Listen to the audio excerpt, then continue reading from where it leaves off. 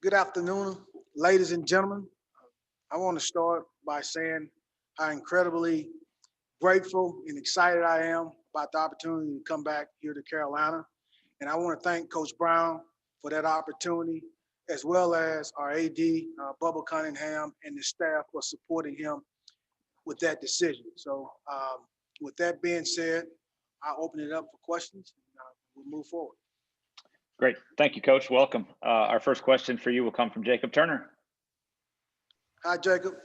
Hey, Larry, how's it going, man? Appreciate you taking the time to do this. Can you just walk us through your decision on, why you decided to come back to Chapel Hill? I know you obviously have a previous connection with Mack, and you've obviously been here at Carolina before, but can you just kind of walk us through that and what went into that?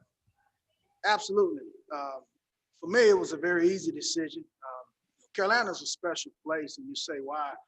But for starters, Coach Brown. For me, he's a great leader. He's a man's man, and he's been a mentor and a friend for years. So that's, as you move forward in life, you start to value and cherish different relationships. And my relationship with him is one that I truly, cherish and I'm looking forward to strengthening. The second thing is, Carolina is a special place. It's a great product, and I believe in the mission and the values that are set forth here with this university, meaning that when you look at Carolina, it's an elite academic culture here, meaning you get an opportunity to have a world-class education. Also, it's an elite athletic culture here, meaning, for years they've competed for the Directors Cup, and then an elite social culture. Just being able to, and this was one of the things that profoundly impacted me when I was here the first time, was this elite social culture with the students here in terms of just being around, people with motivated minds, progressive thinkers, visionaries. I think that's very, very critical. And when you look back and you put it all in perspective, the word student athlete truly has meaning here. When you leave Carolina, if you truly maximize this opportunity as a student athlete, you have a great platform to pursue success in life.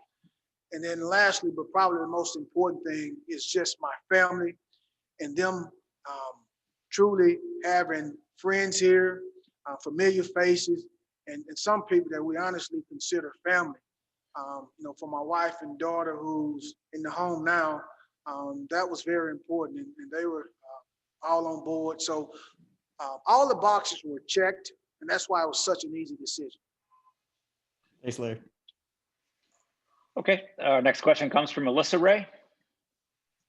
Coach, from the outside looking in, watching this program do what it's been doing, and especially last year going to the Orange Bowl, how excited were you when you got the opportunity to come back and be part of something so special that's only getting better as the years go by? Well, to be honest with you, I was at the Orange Bowl game, so I got a chance to look and watch those guys get out there and perform and play that game and really be in position to win it deep into the fourth quarter.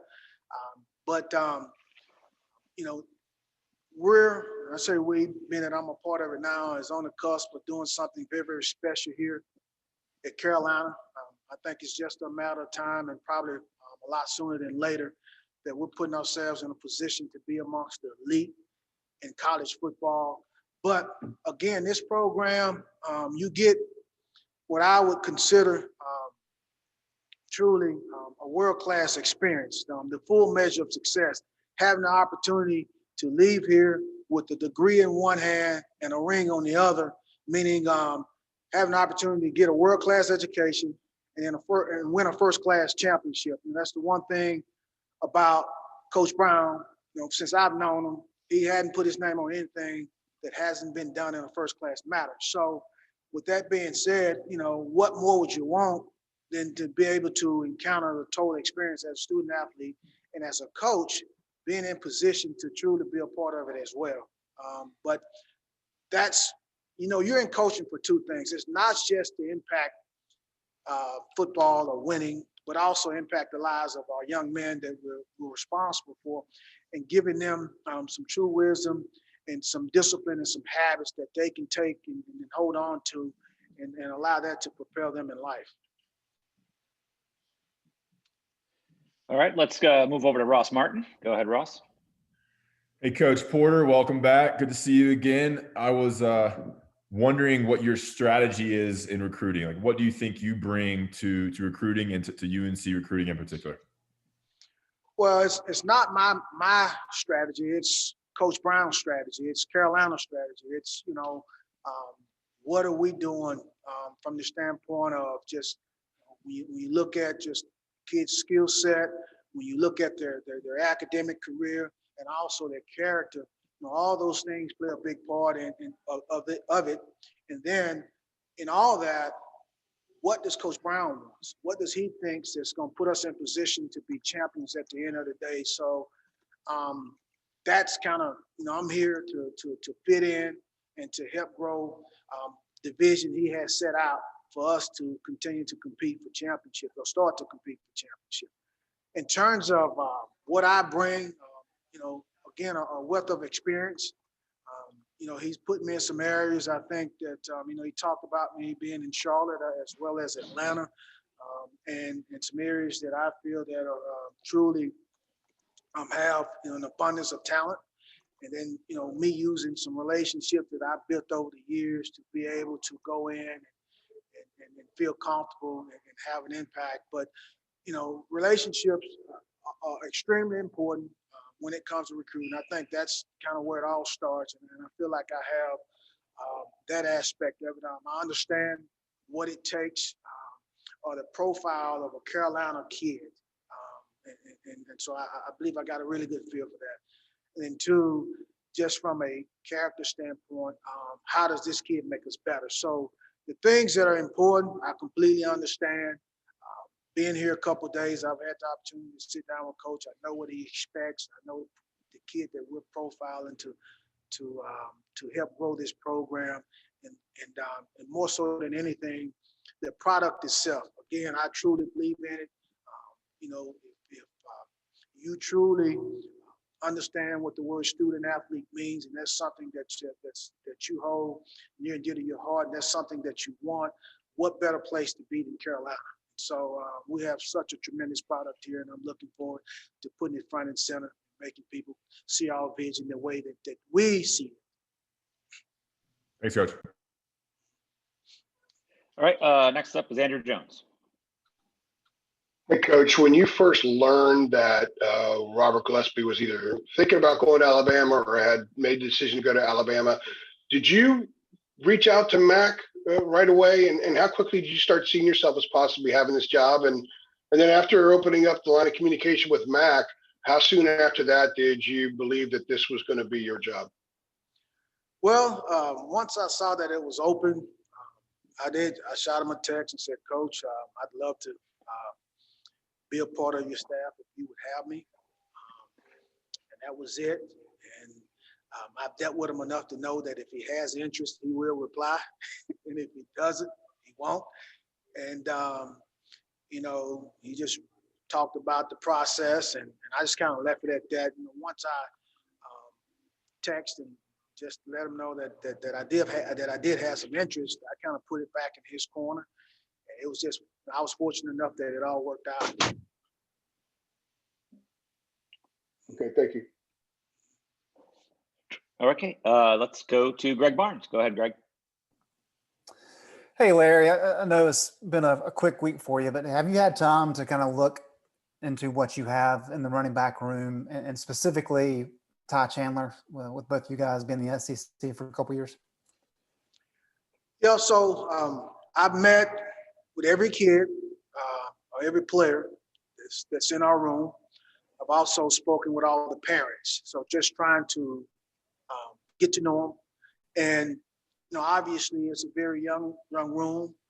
And Ty is one that has, some video evidence of who he truly is as a college football player.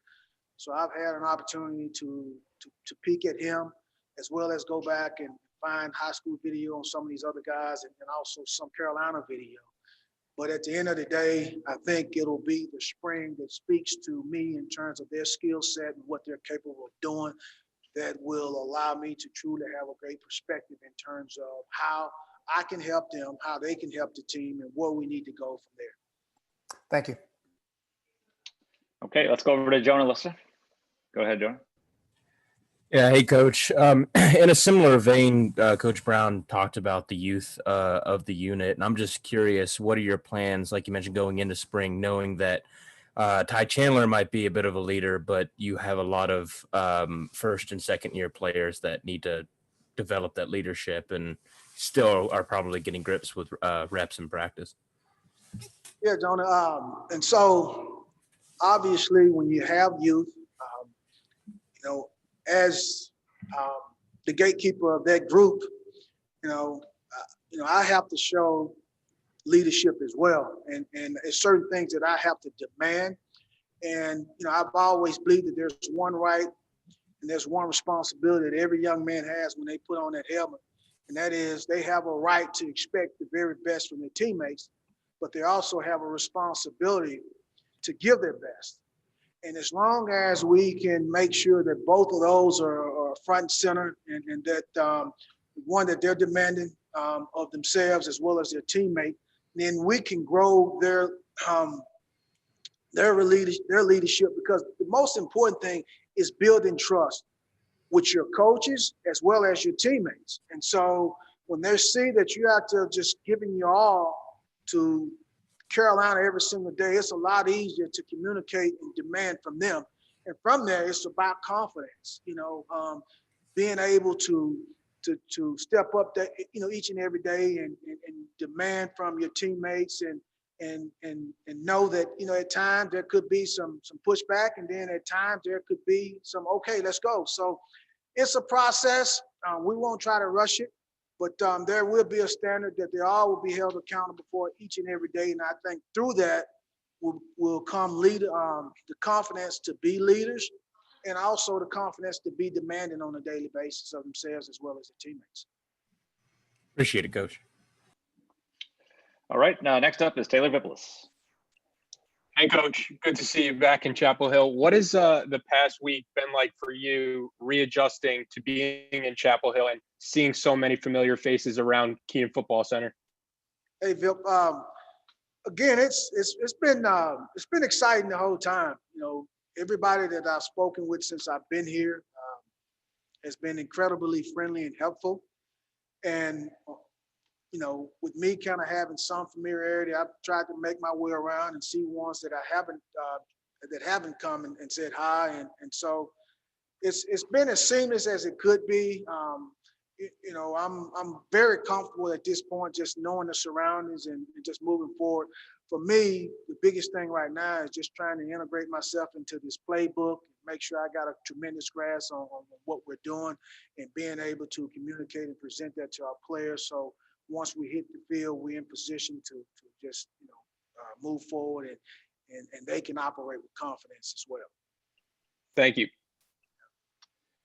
All right, let's move over to CL Brown. Hey, Coach, I kind of got the same question, but I was wondering if you could answer it in looking at two different perspectives. One, I was wondering how you have changed as a coach since your last stop in Chapel Hill coming back, and how you've grown and everything. And also, how do you feel like the program itself has grown since you were last here? Well, in terms of me, obviously, as every single year, in some capacity as a coach, you should seek growth. I mean, that's what I firmly believe in, and that's what I've tried to do. Obviously being at Auburn and being there coaching tight ends and special teams, some that I really hadn't done before, just opened my eyes to another world, and it connected me not just to the running game, but to the passing game, and more into, I'm more into, just the quarterback position and learning a lot about them. So I've grown in really every single area. I think every situation is an opportunity to grow, just doing special teams here and then going and doing them at Auburn, being around just a different staff and listening to their ideas. That also puts you in position to grow if you approach it the right way. So that's, for me, in a lot of different areas, I've grown, just like I just spoke to. In terms of Carolina, again, it all starts with leadership. So you look at what Coach Brown has done. he's not only giving the players, a different perspective in terms of Carolina football, but I think he's giving the Carolina family as a whole a different perspective. You look at it, it's more of a national brand now. I get here and just a few recruits that I've spoken with are all in on Carolina, completely understand where this program is headed and the way that it's trending and wants to be a part of. The energy is just completely different. And then you look at just the facility transition that they've had here, it gives it a different energy as well. So the energy about the program is completely different. Again, it's trending upwards. And again, just being a part of this and feeling it now and know what it was when I left. And also, having some experience in being here and also playing in an ACC championship game. And then, being on the cusp to put ourselves in position to do it again and what that looks like and what it takes. So, again, the energy and the leadership is so different than what it was when I was here. You only get excited because every single experience I've had with people that either, when you talk to parents and recruits about Carolina or just the Carolina family in general, it's been very positive. Thanks, Coach. All right. Our final question today for Coach Porter comes from Gregory Hall. Hey, Larry, thanks for taking the time to speak with us. I was just wondering, with obviously last year with what Michael Carter and Javonte Williams did, 2,000-yard rushers and just two of the top backs heading into the draft, what your plan was with these younger guys to try to maybe not the expectation to not be that like, okay, look, we had 2,000-yard rushers. Now it's your turn. Obviously not saying that that's not possible. It was just such an incredible year last year. Just wondering your plan was to try to keep the kids from getting out of their own heads in maybe that regard. Right. Well, great question there, Gregory. Well, first of all, Coach Gillespie did a tremendous job in developing those guys and the consistency they had, throughout the year and having a tremendous year, and really the year before that as well. So, kudos to him for, raising the bar here, But again, in terms of improvement, in terms of your performance, it's a process. So let's control the controllables. And the controllables are, what can we do on a daily basis to put ourselves in position to grow, to get better, assess. One of the things I did when I met with each young man, we talked about goals. And within that, we talked about strengths and weaknesses and what they needed to improve on. And we'll have a plan so we can narrow the focus on the things that we can control daily that puts them in position to continue to improve as football players. And then once we get into spring ball, consistently working on those things, consistently evaluating them and reevaluating them and getting them to improve as players.